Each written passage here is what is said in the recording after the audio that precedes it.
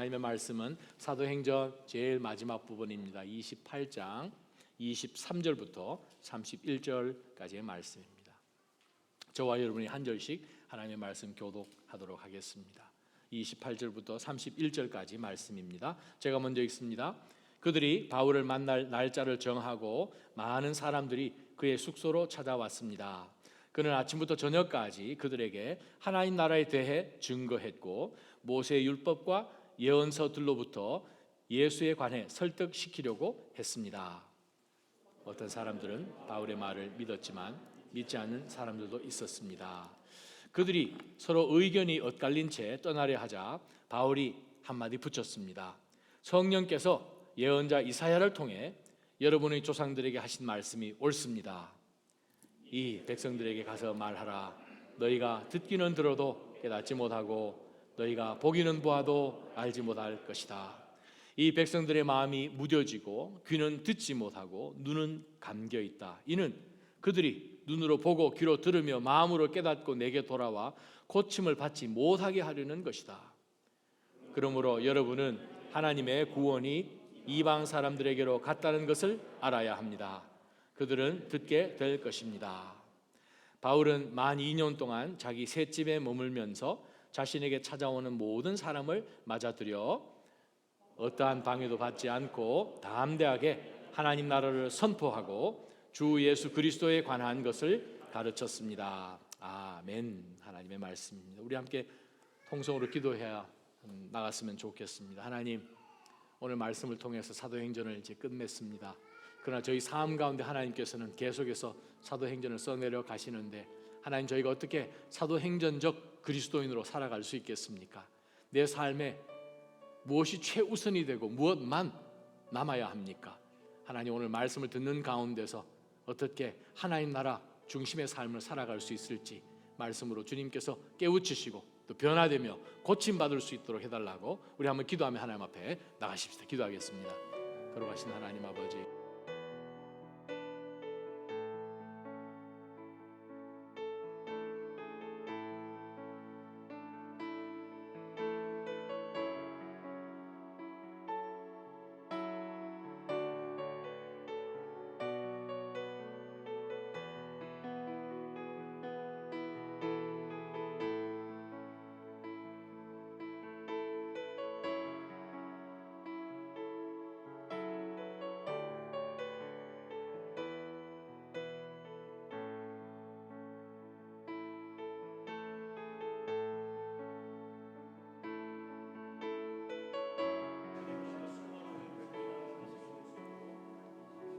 살아 역사하시는 하나님, 만홀히 여김을 받지 아니하시는 하나님, 지금도 불꽃 같은 눈으로 저희를 보시는 하나님, 우리의 삶 가운데 하나님의 중심됨이 어디에 있는지를 늘 눈여겨보시며 전심으로 하나님 앞에 나아가는 예배자를 찾으시는 하나님, 오늘 이 말씀을 통하여 주여 저희가 도전받고 저희의 삶이 참으로 하나님이 기뻐하실, 요긴하게 사용하실 그러한 도구로 드려지기를 소망하오니 성령 하나님, 이 시간에 이 말씀으로 저희 모두가 깨어나게 하여 주옵시고 깨뜨려 주옵시고 변화를 일으켜서 하나님 앞에 하나님이 마음껏 쓰실 수 있는 도구로 내어드리는 결단으로 나오는 시간 되게 하여 주옵소서.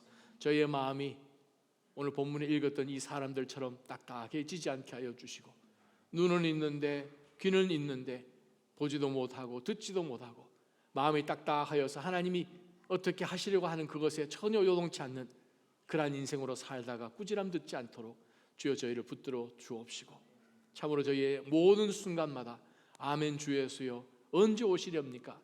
마라나타 마라나타 주님을 소망하면서 기다리는 슬기로운 다섯 처녀들처럼 저희를 삼아 주시옵소서. 예수님의 이름으로 간절히 기도합니다. 아멘.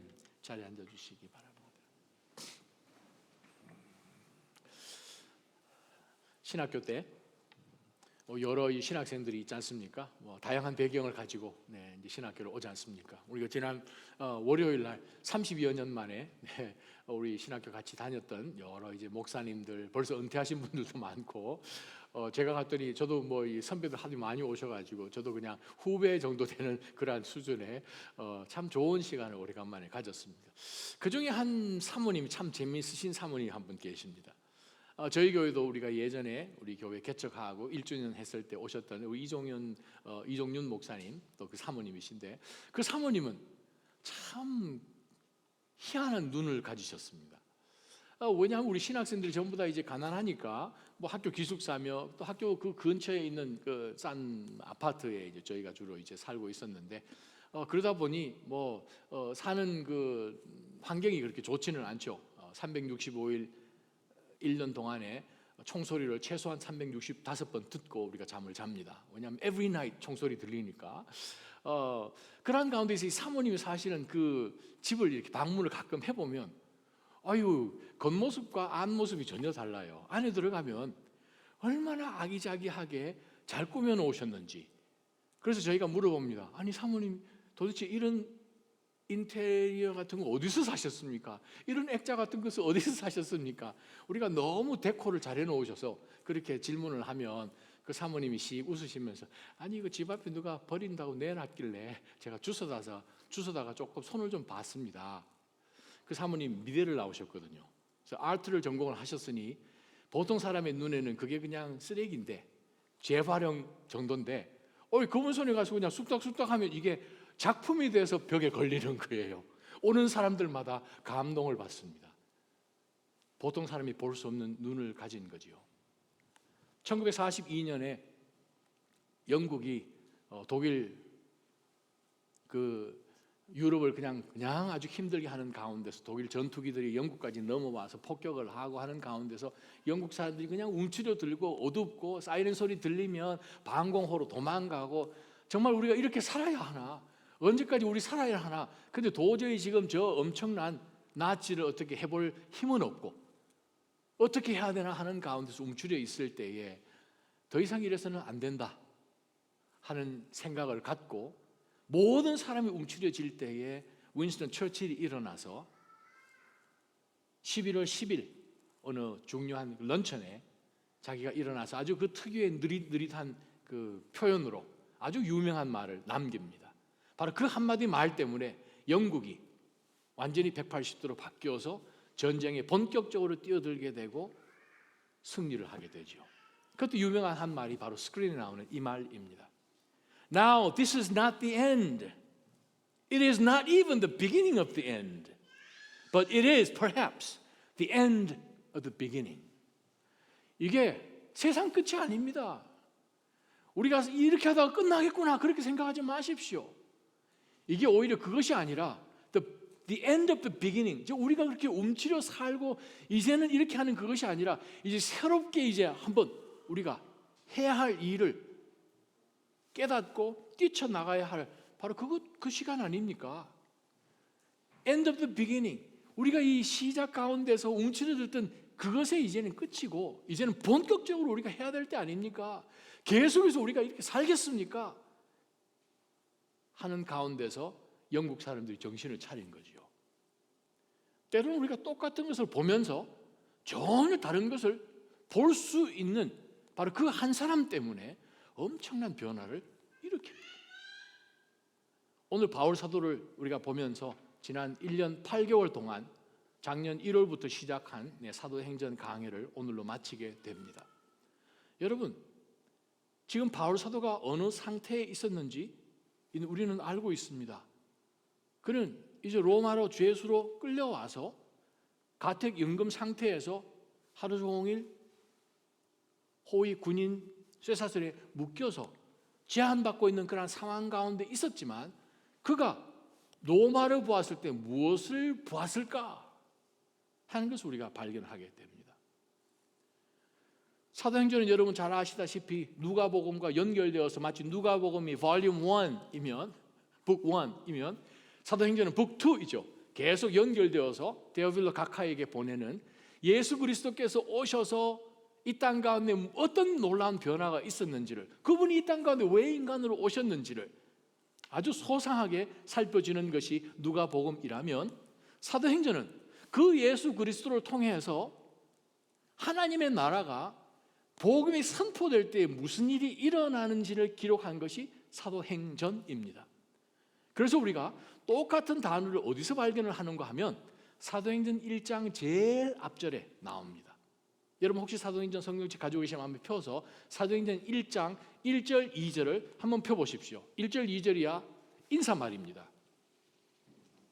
누가가 데오빌로에게 이 사도행전이 어떻게 쓰여졌는지를 그 이야기를 하면서 이 사도행전에 대한 오프닝을 하는 것이 1절 2절이고 본격적으로 들어가는 것은 바로 3절이지요.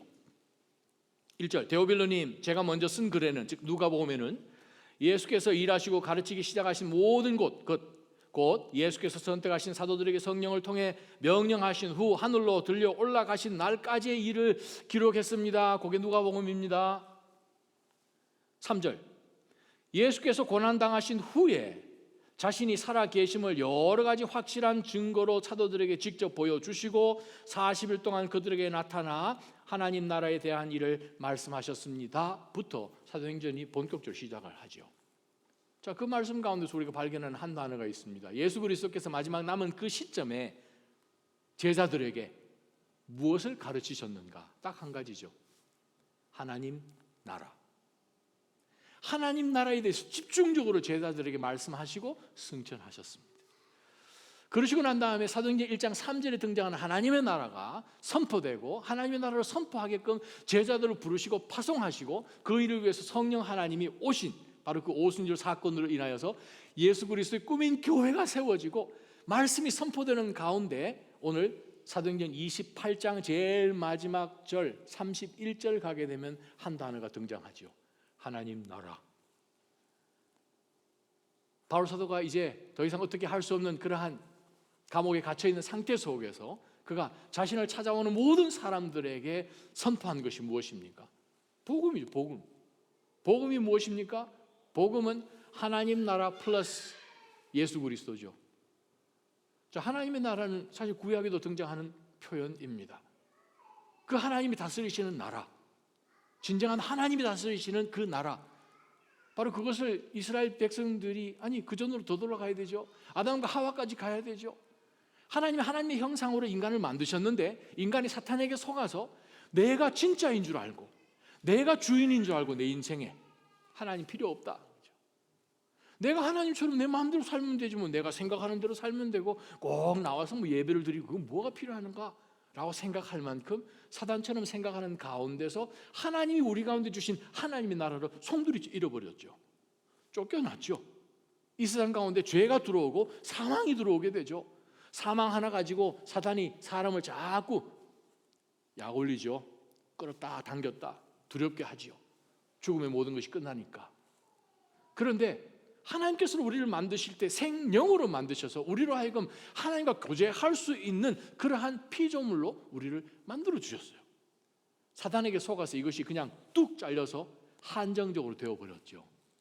그것을 하나님께서는 하나님의 사람들을 통해서 계속 하나님이 다스리시는 나라 따로 있다 계속 말씀하신 거죠. 아브라함을 통해서 이삭과 야곱을 통해서 이스라엘 지파들을 통해서 사사들을 통해서 왕들을 통해서 그중에 다윗을 통하여서 다스리시는 나라가 하나님이 다스리시는 나라지 우리 왕들이 다스리는 나라가 아닙니다.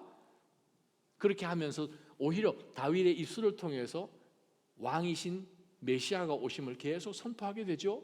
사도들을 선지자들을 보내서 계속 오실 메시아를 선포하게 하죠. 그런 가운데서 때가 되어 하나님이 400년 동안 아무 말씀 안 하시다가 예수님께서 이 땅 가운데 성육신 하신 사건이 그리스도께서 이 땅 가운데 오신 일이죠.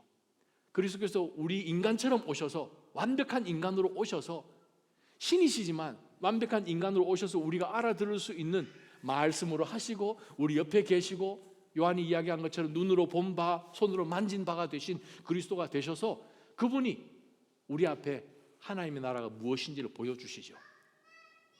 그러고 난 다음에 주님께서 이제 승천하십니다. 성령이 오셔서 전 세계 가운데 동시다발적으로 하나님의 말씀, 하나님의 나라가 선포되게끔 하기 위해서 하나님께서 부르신 자들을 보내십니다. 바울 사도가 로마로 들어와서 감옥 속에 갇혀져 있지만 과연 바울 사도는 로마를 바라보면서 무엇을 보았는가?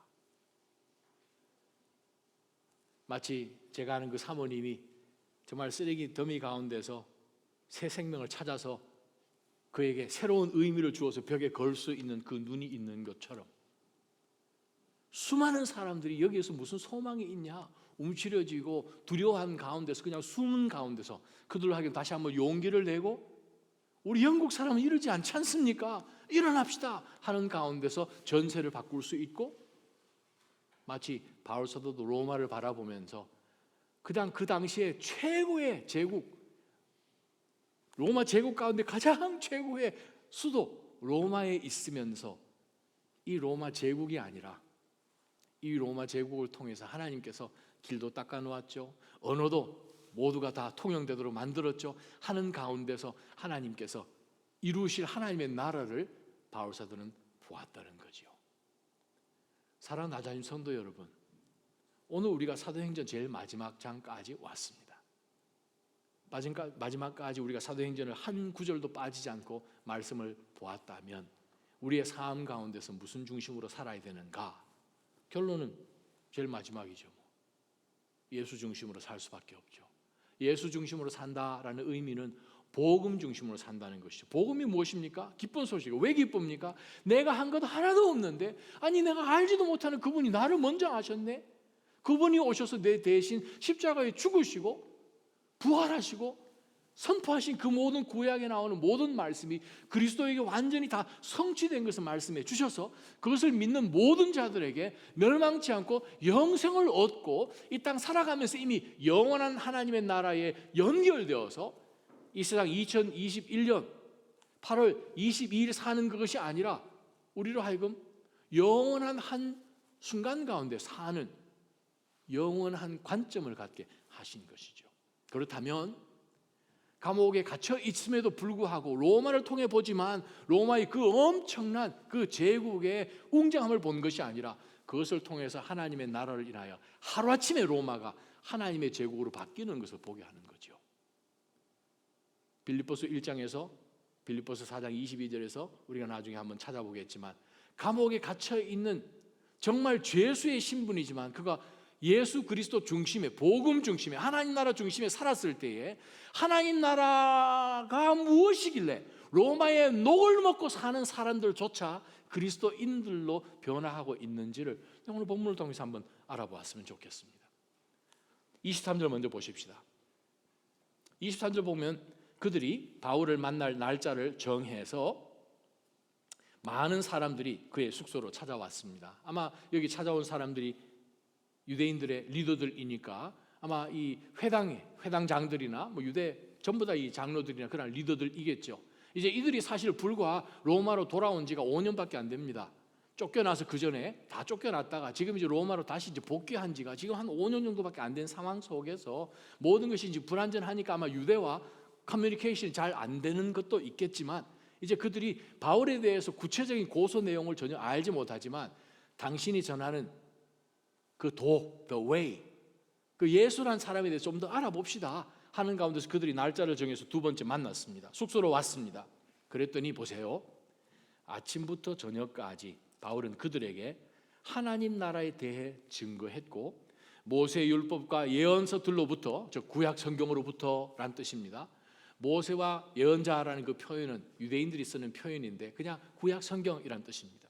구약 성경을 통해서 예수에 관해 설득시키려고 바울 사도가 설명했습니다. 자, 우리가 여기서 붙들 영적 교훈이 있어요. 바울 사도를 통해서 보는 우리 하나님의 나라와 연결되어 있는 삶의 모습은 무엇인가요? 그것은 분명히 복음을 안다라는 것입니다.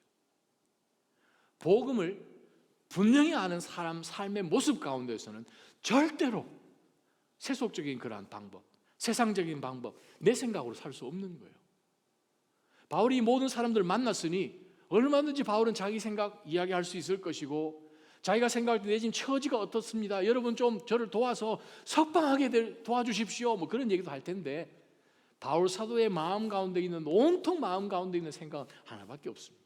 그것은 하나님의 나라. 어떻게 하면 당신에게 이 제국에 들어와서 빌붙어서 유대인 소수 민족으로 사는 그 정도가 아니라 하나님께서는 우리에게 복음을 주셨습니다. 그 복음 여러분들은 사실 책임지고 나가야 될 사람들이 유대인 아닙니까? 율법을 받았지 않습니까?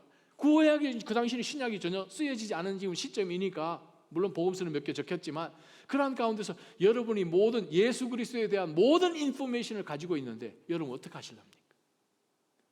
그래도 계속 이 세상에 제국에 빌붙어서 사는 것처럼 그렇게 살겠습니까? 하는 가운데서 바울 사도는 아침부터 저녁까지 하나님의 나라, 예수 그리스도 그것을 설명했다는 거예요. 여러분 삶 가운데 어떤 상황 속에서도 누가 꾹 찌르면 예수라는 것이 나오기를 축원합니다. 하나님의 나라 하는 것이 그냥 나오기를 원합니다. 왜? 그것밖에 생각하지 않으니까. 우리가 가끔 볼 때 멍한 사람 있잖아요. 다른 생각하면서 멍한 사람. 저는 여러분이 그리스도 때문에 멍해지기를 소망합니다. 세상에 일어나는 그 모든 인포메이션 그 쫓아가려면요 한정도 없어요. 얼마만큼 여러분이 아시면 우리의 행동이 바뀔까요? 얼마만큼 여러분이 인포메이션을 컬렉트하면 만족하시겠습니까? 이 세상 살아가기 위해서. 바울 사도는 다른 어떤 것에 신경을 쓰지 않는다는 거예요. 오늘 보면 바울 사도가 비록 감옥 안에 있음에도 불구하고 기회를 닿는 대로 마치 우리에게 보여주는 것처럼 저는 여러분이 복음을 전할 수 있는 예수 그리스도를 좀 증거할 수 있는 그러한 기회를 힘을 다해서 만들어내기를 정말 주님 앞에 간절히 소망합니다. 왜 그렇습니까? 왜 우리가 그거 해야 됩니까? 그것은 딱 한 구절 찾아보시면 답이 나오죠. 골로새서 한번 찾아보실까요? 골로새서 1장 13절입니다. 함께 읽어보십시다. 아버지께서는 시작. 아버지께서는 우리를 어둠의 권세에서 구해내셔서 그분이 사랑하시는 아들의 나라로 옮기셨습니다. 아멘. 아멘 하시는 분은 복음을 아시는 분이에요. 아멘. 무슨 뜻입니까? 저와 여러분은 예외 없이 그 당시 유대인이든 로마 사람이든 제국에 있는 시민권자들은 아니면 노예든 상관없이 모든 사람이 예외 없이 죽는 것이 당연한 것입니다. 우리 모두는 예외 없이 지옥 가야 하나님의 공의입니다. 선하신 하나님, 공의의 하나님, 법을 지키시는 하나님이라면 우리 모두는 죽어야 당연한 거죠. 근데 하나님의 그 은혜로 우리가 한 것 하나도 없는데, 선한 것 지금 들여다봐도 없는데 우리를 그냥 무조건적으로 부르시고 우리를 사망 권세에서 아들의 나라, 하나님 나라로 옮기셨다는 거예요. 우리가 나라가 바뀌었어요. 시민권이 바뀌었어요. 보통 우리 미국 가든지 한국 가든지 하면 이 패스포트 들고 있지 않습니까? 멀리서 봐도 저 사람 어느 나라 사람이구나 다 알듯이 저와 여러분은 하나님 나라 사람이라는 거예요. 그러면 하나님의 나라 사람은 어디든지 하나님의 나라 사람으로 살아야 되는 거지요. 자, 바울 사도는 하루가 모자랐습니다. 아침부터 저녁까지 할 말이 너무 많은 거예요. 여러분 삶 가운데 그리스도 때문에 해야 될 일이 너무 많고 하나님 나라 생각하면 정말 시간이 모자라는 그러한 삶을 사시기를 축원합니다. 내 삶이 바쁘고 내가 해야 될 것 많고 계획하지만 Let me ask you a question. 계획한 대로 다 되셨죠? 그죠? 할렐루야. 잠언 16장 말씀처럼 계획은 인간이 해도 어차피 이루시는 하나님이시면 어떤 분이 똑똑하신 분일까요? 하나님 알아서 하십시오. 제가 해야 되는 것만 할게요. 나머지는 하나님 다 하신다고 작정하셨으니 라고 살아가는 삶이 똑똑한 사람이죠. 아무리 계획해 보십시오. 우리 인간의 계획은 하나님께서 훅 부으시면 안개 같은 인생이지 않습니까? 그래요. 오늘 아침 여러분 오실 때 안갯길을 걸어 오셨잖아요. 전설의 고향 오는 것처럼 오셨잖아요. 여러분 어떤 한 학자가 그 연구를 했는데 1마일 그 스퀘어 안에 있는 빽빽하게 앞에 있는 자동차 번호판도 절대 볼 수 없는 아주 그냥 dense fog, 아주 그냥 안개가 짙게 끼어 있을 때 정말 우리 인생은 아무것도 없는 것처럼 못 보지 않습니까? 근데 학자들이 1평방 마일 안에 있는 그 안개를 딱 컨덴스하면 물 반컵밖에 안 된대요. Did you know that? 물 반컵 마시면 없어질 그 반컵 정도밖에 안 되는 것이 안개로 변하면 아무것도 못 본다는 거예요. 하나님 보실 때는 쑥 없어질 수 있는 그것. 그래요. 우리가 무엇을 붙들고 살아야 하는지 바울 사도는 우리에게 너무나도 잘 보여주고 있습니다. 여러분 삶 가운데 하나님 나라 그리스도 외에는, 즉 복음 외에는 별로 그렇게 관심을 크게 갖지 않기를 주님의 이름으로 축원합니다. 시간이 되면 될수록 복음을 나눌 수 있는 여러분 되셨으면 좋겠습니다. 그러기 위해서는 첫째, 복음을 바로 알아야 됩니다. 복음이 무엇입니까? 복음 때문에 우리가 아들의 나라로 옮겨졌다는 거예요. 사망 권세에서. 그것을 우리가 안다면 우리 삶 가운데 가장 유일한 관심이 있다면, 삶의 최우선 수단, 그것이 있다면 바로 그것은 어떻게 하면 복음을 알고 복음을 전해야 되는가 하는 것이죠. 두 번째 바울 사도를 한번 보십시다.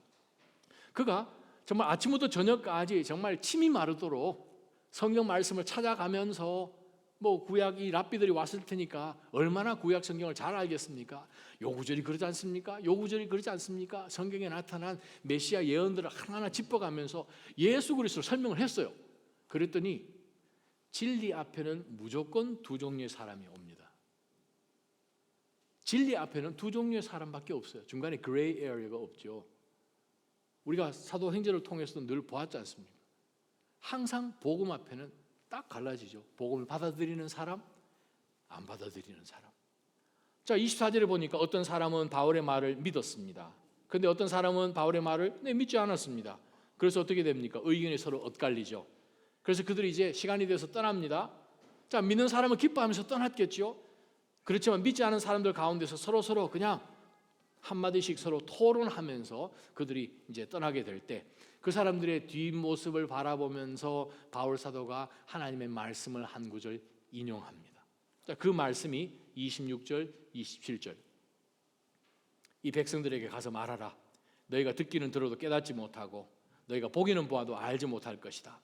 이 백성들의 마음이 무뎌지고 귀는 듣지 못하고 눈은 감겨 있네.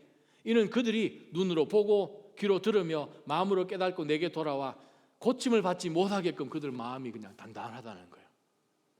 자, 이 말씀 예수님께서 마태복음에 인용하신 말씀이에요. 마태복음 13장 14절에 인용하셨습니다. 마가복음 4장 12절에 인용하셨습니다. 누가복음 8장 10절에 인용하셨습니다. 요한복음 12장 10절에 사도 요한이 인용해서 요한복음에 기록되어 있습니다.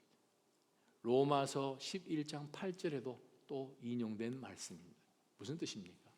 성령께서 예수 그리스도를 통하여서 오늘도 지금 이 순간도 진리 앞에서 하나님 말씀 앞에서 노출되었을 때 그 말씀을 붙드는 사람이 있고 그 말씀을 아직 붙들지 못하고 눈과 귀가 있는데 마음이 드디어서 하나님께서 고쳐주기를 원하시는데 어떻게 해서는 고쳐지지 않기를 위하여서 그 마음 가운데 어둠, 두꺼운, callous, 아주 그냥 군살이 배기듯이 우리의 마음을 딱딱하게 만드는 두 종류가 있다는 거예요. 자, 제가 여기 여러분에게 배경을 설명합니다. 도대체 바울 사도가 인용한 이사야 6장 어디서 말씀인가? 9절 10절 말씀인데 여러분 너무나 잘 아시는 배경이에요. 이사야 6장에 보게 되면 1절부터 누가 죽습니다. 우시아가 죽습니다. 이스라엘 우시아 왕이 죽던 해에 우시아는 어떤 왕입니까? 이스라엘에서 가장 오랫동안 통치하는 왕이에요. 그 왕이 얼마나 대단했습니까? 이스라엘이 정말 체면을 살려준 왕인데 그런데 그 왕이 죽었으니 이제 앞으로 누가 왕이 되면 이 나라의 운명은 어떻게 되는가 얼마나 두려웠겠습니까? 온 민족들이 주변에 그동안 벼르고 있던 민족들이 연합해서 우리 쳐들어오면 어떻게 되지? 그러한 가운데서 누가 나타나십니까? 모든 사람이 우리 다 죽었다 할 때에 왕은 났다가 사라지지만 영원하신 하나님 만왕의 왕 그분은 똑같으심을 하나님께서 이사야에게 나타나 보이시잖아요. 하나님 앉아 계신 그 보좌가 보입니다. 하나님이 그 끌리는 옷과 천사들이 등장하여서 거룩 하는 가운데서 그냥 이사야가 정신을 못 차리는 가운데서 하나님이 말씀하십니다. 누구를 보낼까? 그때 이사야가 이야기하죠. 저를 보내십시오. 이사야가 저를 보내십시오. 나를 보내소서 고백한 바로 그 다음 구절이 저와 여러분이 읽은 두 구절입니다. 그럼 내가 너를 보내서 뭘 할까? 하나님께서는 바로 이 본문 가운데서 너가 나아가서 하나님의 말씀을 증거하면 어떤 사람은 눈이 멀고 귀가 닫혀져 있고 마음이 딱딱해서 받아들이지 못하는 그런 엄청난 상황이 될 텐데 그럼에도 불구하고 하나님이 누구를 남겨놓으시는지 아십니까? The remnants, 남은 자를 남겨놓으십니다. 남은 자 배경입니다. 작은 소수를 하나님께서 남겨놓으셔서 대부분의 사람들은 복음 앞에서도 하나님의 말씀 앞에서도 마음이 딱딱하여서 변화를 거절하지요. 뭐 이해는 됩니다. 복음 앞에 섰더니 자기가 지난 대대로 자기 인생 수십 년 동안 이게 진짜라고 생각을 하고 믿고 지금 살아왔는데 한순간에 진리 앞에서 이건 가짜라고 얘기하니까 그 인정하기도 싫고 손해보는 것 같고 다른 사람들 앞에서 체면도 안 서는 것 같고 포기를 못하죠. 진리 앞에. 그럼에도 불구하고 하나님께서는 극소수의 remnants, 남은 자들을 통하여서 하나님의 말씀이 참 진리인 것을 드러나게끔 하기 위해서 하나님이 이사야를 보내십니다. 그 말씀 들은 가운데서 남은 자들이 일어납니다. 바로 그것이 오늘 본문의 배경입니다. 사랑하는 나자인 성도 여러분, 예를 한번 들어봅시다. 우리가 몸이 안 좋아서 병원에 갔어요. 병원에 갔더니 의사 선생님이 쭉 진단하고 검사 많이 하고 난 다음에 결론이 났습니다. 암입니다. 그럼 어떻게 해야 돼요? 팩트가 나와서 어떻게 해야 돼요? 그것을 인정하고 어떻게 하면 되겠습니까? 그럼 이제 치유가 받는 거죠. 그런데 만약에 그것을 인정하지 않고 수술도 거부하고 어떤 치유도 거절한다면 그냥 그대로 그냥 살아야죠. 그러면 암입니다 라는 것이 무서운 경고로 바뀌는 거죠. 고쳐야 됩니다. 고침 받을 수 있습니다. 낫습니다 하고 그 다음 단계로 나아가서 수술하고 회복되는 것이 아니라 그것은 하나님께서 하신 말씀처럼 하나님은 고치기를 원하시는데 고쳐주기를 원하셔서 기다리고 계신데 나오지 않는 거예요. 문제는 그것을 주변 대부분의 사람들은 모른다는 것이죠. 그것을 먼저 하나님 나라로 아들이 다스리시는 나라로 옮겨진 우리가 해야 되는 일이지요. 두 번째부터 영적 교훈이 그것입니다. 저와 여러분이 신앙생활 해나가는 가운데서 말씀을 증거하고 복음을 전하지만 실망하지 마십시오. 많은 사람들이 등을 돌릴 것입니다.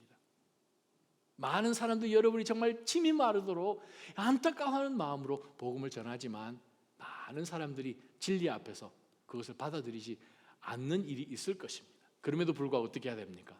낙심하지 말아야 되죠. 왜요? 하나님은 그 작은 소수 가운데서도 남은 자들을 사용하시는 하나님이시기 때문에 그렇습니다.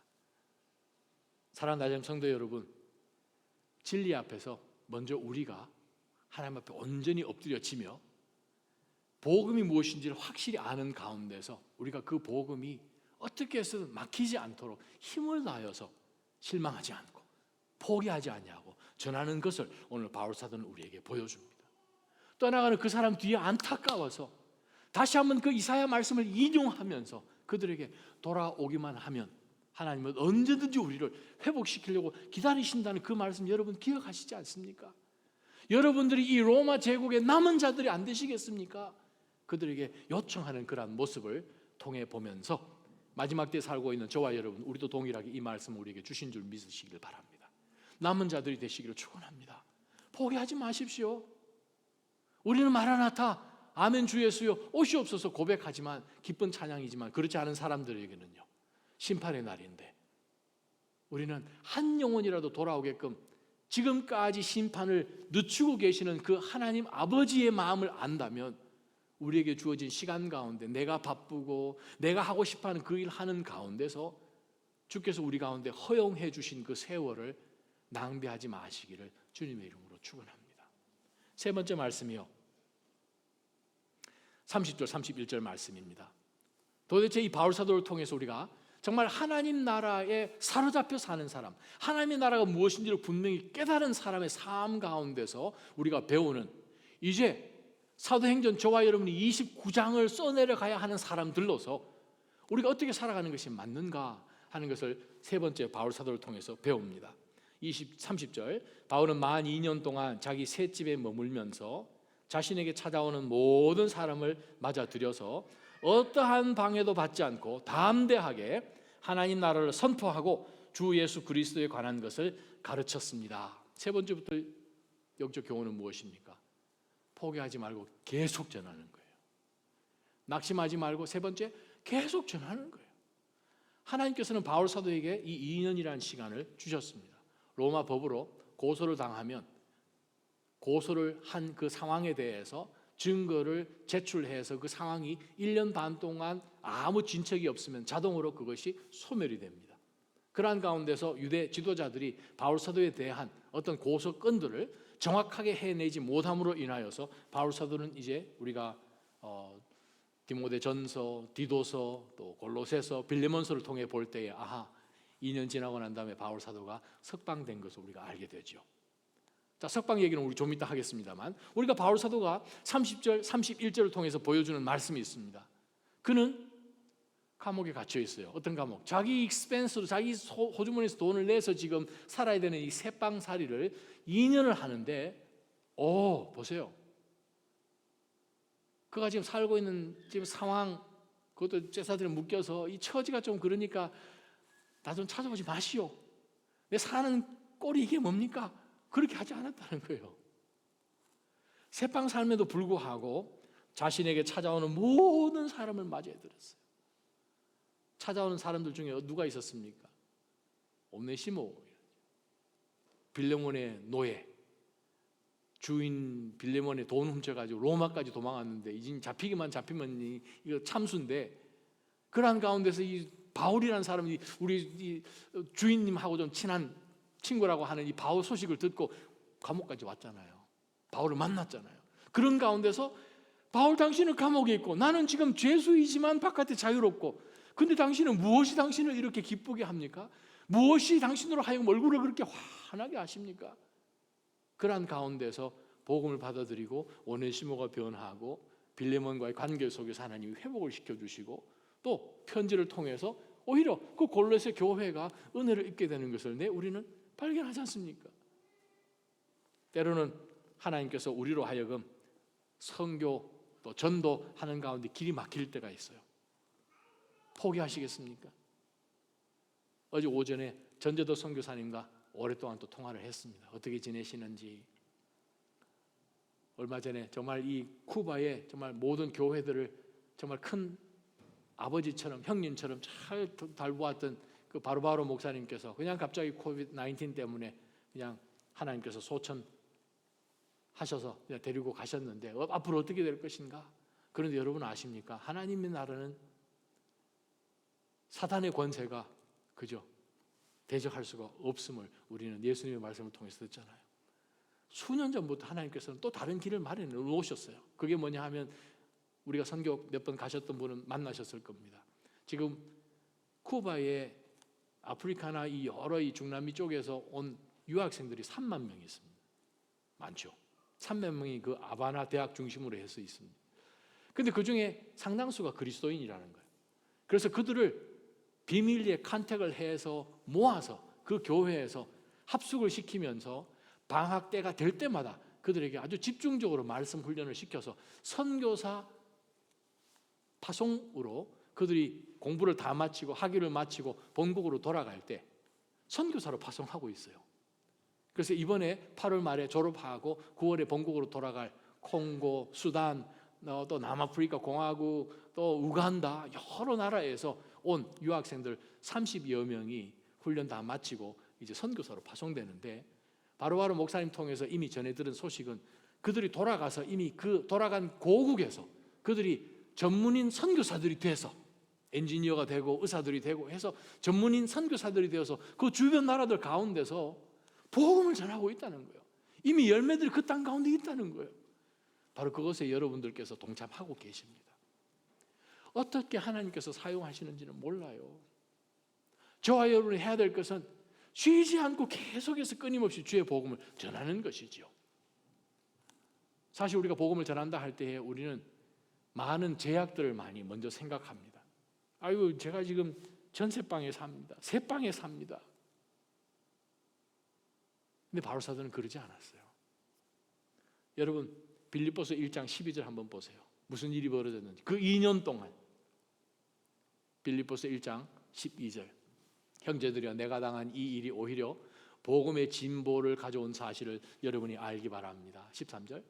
내가 이렇게 사슬에 매인 것이 온 뭐요? 여러분 읽으십시오. 온 친위대. 친위대가 누구 친위대입니까? 바울 지금 관리하고 있는 친위대요. 친위대와 다른 모든 사람들에게 그리스도 안에서 분명히 드러나게 되어서 14절 많은 형제들이 내가 감옥에 지금 매임으로 인해서 주를 신뢰함으로 두려움 없이 더욱 담대하게 하나님의 말씀을 전했습니다. 할렐루야. 바울과 지금 뜻하지 않게 그냥 이 죄수를 관리하라 해가지고 지금 파송된 친위대 군인들이 바울 때문에 예수님을 영접하게 되어버렸네요. 자, 빌립보서는 언제 쓴 서신서입니까? 바울이 요 2년 동안 감옥에 갇혔을 때 쓴 서신서가 4개가 있죠. 따라해 보십시다. 에고, 빌빌. 감옥에 갇혔으니까 힘들잖아요. 에고, 빌빌 하잖아요. 막 두들겨 맞기도 하고 막 빌빌 하잖아요. 다시 한번 에고, 빌빌. 에베소서, 고, 골로새서, 빌빌, 빌립보서, 빌레몬서. 잘 하시네요. 네. 빌립보서 4장 한번 찾아보세요. 4장 22절입니다. 모든 성도들 특히 가이사 집안 사람들이 여러분에게 안부를 전합니다. 터키에 있는 그 빌립보 교회로 편지를 빌립보서를 옥중에서 보내면서 누가 그 빌립보에 있는 성도들에게 안부를 전하고 있는가? 가이사, 시저, 네로 황제 집안에 있는 사람들이 몸에 예수님을 영접했네요. 언제? 감옥에 갇혀 있을 때, 쇠사슬에 매여 있을 때, 새빵살이 할 때. 여러분, 우리는 가끔 생각할 때 큰 일이 아주 큰 시스템을 만들고 무슨 뭐 큰 교회와 빌딩과 센터가 있고 그렇게 해야 일이 막 벌어지는 거 생각하시죠? 그래요. 작은 무리지만 그곳에 하나님이 계시면요 엄청난 역사가 일어납니다. 아무리 큰 것이라도 하나님의 임재가 없고 성령의 역사하심이 없으면 그건 그냥 아무 의미가 없는 빌딩이지요. 혹시 여러분의 집이 정말 좀 좋지 못해서 오픈 못 하십니까? 그러지 않죠. 하나님이 계신 그것이 좌우를 합니다. 혹시 지나가다가 우리 집이 저 정도 되면 오픈하려나 그렇게 생각하신 분들 계시면 제가 아주 기쁜 소식 하나 가르쳐 드릴게요. 여러분 진짜 집이 하나님 나라에 있습니다. 아직까지 주님께서 만들고 계신 거예요. 그죠? 아직까지 지금 준비하고 계십니다. 그러니까 아직까지 지금 완성을 하셔야 되니까 그 집이 도대체 얼마나 대단한 집이길래 주님께서 지금까지 만들고 계시나 여러분 생각해 볼 때 혹시 여러분 마음 가운데 그러한 어려움이 있으면 그래 내 집은 저기야. 옆에 분 보시고 한번 얘기 한번 하실래요? 내 집은 저기 있습니다. 하세요. 내 집은 저기 있어요. 내 집은 저기 있어요. 여기 있는 집 뭐 여기 다니면서 저 집 괜찮다. 그거 생각도 하지 마세요. 천국 가면 그 화장실로도 못 씁니다. 할렐루야. 바로 그러한 믿음 가지시기 바랍니다. 새 땅이요 하나님 나라인 거예요. 몸 하나 원신할 수 없는 그곳에 온 우주도 감당할 수 없는 하나님의 임재가 있다는 거예요. 바로 그것 때문에 세상 사람들이 바라보면서 바울 너는 도대체 뭐 가지고 감옥에 갇혀 있는데 나를 변화시키냐? 우리는 왕족인데 당신은 무엇이길래 우리를 변화시키나? 무엇입니까? 하나님 나라지요. 여러분 삶 가운데 하나님 나라의 분명한 복음이 여러분을 사로잡기를 주님의 이름으로 축원합니다. 하나님의 임재, 성령의 임재, 바로 그것이 우리가 있는 곳을 변화시키지. 몇백만 불 있는 그 집이요 하나님 나라 비교하면 그건 뭐 1900년 1900 조선에 살다라는 책이 있습니다. 선교사로 일했던 월터 R. 램버스가 쓴 그 책 서문에 지금으로부터 수백 년 전 우리 한국 1900년에 일어난 상황도 이렇게 설명을 하네요. 조선에는 수도인 서울 외에 큰 도시가 없습니다. 장차 바깥 세상으로부터 상업주의, 산업화의 물결이 이 나라에도 들이닥칠 것입니다. 지금 조선에서의 전도는 시골 생활 속에서 이루어져야 합니다. 어떻게 1000만 명이나 되는 이 순박한 시골 사람들에게 복음을 빠르게 전할 것인지가 문제입니다. 이러한 사명을 가장 잘 감당할 수 있는 사람은 이 조선 땅에 있는 토착 기독교인들입니다. 성공회의 한 주교가 고국에 돌아온 선교사에게 이렇게 질문합니다. 당신이 섬겼던 그 선교지에는 선교사들이 몇 명이나 지금 남아 있습니까? 이에 선교사는 1000명입니다 라고 답했습니다. 그러자 주교가 아니 나는 당신이 개종자를 얼마나 데리고 있는가를 묻는 것이 아니라 선교사가 몇 명인지를 묻습니다 라고 덧붙였더니 선교사가 이렇게 대답했습니다. 네, 알고 있습니다 주교님. 말씀드린 개종자 1000명 모두가 선교사입니다. 주일 아침 조선의 시골 마을들에 세워진 깃대에는 하얀 깃발들이 휘날리고 있습니다. 그것은 아침에는 마을 사람들을 기도와 성경 공부 모임으로 초대하는 부름이요, 오후에는 모자를 쓴 채, 즉 갓을 쓰고 쓴 채 예수님을 체험하는 시간을 갖도록 일꾼이며 마을 모든 사람들을 부르는 손짓입니다. 조선은 황금의 기회를 안겨줄 땅입니다. 바로 이것이 1900 조선에 살다 제이컵 로버트가 쓴 책의 서문에 나온 선교사님의 고백입니다. 그래요, 우리가 우리 스스로 보게 되면 복음을 전하지 못할 제약이 참 많이 있습니다. 사는 것도 그런 것 같고, 건강도 그런 것 같고, 직업도 그런 것 같고, 시간도 없는 것 같고, 자녀를 키우려니 그냥 바쁜 것 같고. 여러분, 코바디스를 보십시오. 십자가에서 화형을 당하면서까지 그리스도를 끝까지 붙드는 그 사람들. 그러나 하나님의 때가 오니 어떻게 됩니까? 하루아침에 로마가 십자가 앞에 굴복을 해버리지 않습니까? 우리가 작게 모이는 사랑하는 믿음의 지체들 모임 가운데 여러분, 그것을 절대 가볍게 생각하지 마십시오. 셀로 모이는 것, 그것이 가장 파워풀한 곳입니다. 한두 가정이 그리스도의 이름으로 모여서 주께서 어떻게 하신 이야기들을 나누는 가운데서 인커리지를 하고 다시 한번 이런 상황 속에서 그래 나가자 하는 가운데서 하나님 앞으로 어떻게 하실지를 여러분 나누는 바로 그 장소가 정말 하나님께서 역사하시는 곳이에요. 목사 앞에 서서 말씀 전하지만 진짜 목회자는 정말 셀장 셀모 또 셀에서 모이면서 함께 정말 신앙 고백하고 손잡고 기도하고 간증하고 또 한번 인커리지 하면서 다음에 또 믿음으로 봅시다 하는 바로 그것이 가장 파워풀한 하나님의 사용하시는 역사의 현장입니다. 어디에서 로마가 뒤집어집니까? 감옥에서요. 작은 새방에서요. 마음대로 할 수 없는 제약이 있는 쇠사슬이 묶인 자리에서요.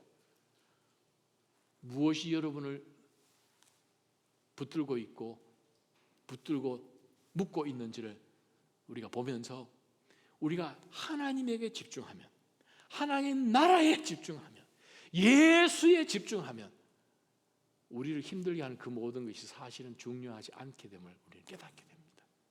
그러면 우리 삶은 하나님이 주도권 잡고 막 나가시는 인생이 되죠. 여러분, 배를 아무리 노를 져도 풍랑 오면 그냥 표류한 거 우리 보셨잖아요. 그런 하나님이 순풍 주시면 4일 걸려서 갈 그 거리를 하루 만에 가시지 않습니까? 하나님 여러분 인생 가운데 그러한 바람 부시기를 축원합니다.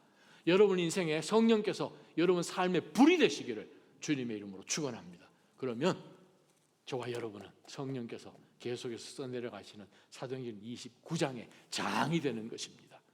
여러분 그러한 인생으로 하나님 나라를 이 땅 가운데 세우시기를 주님의 이름으로 축원합니다. 기도하십시다.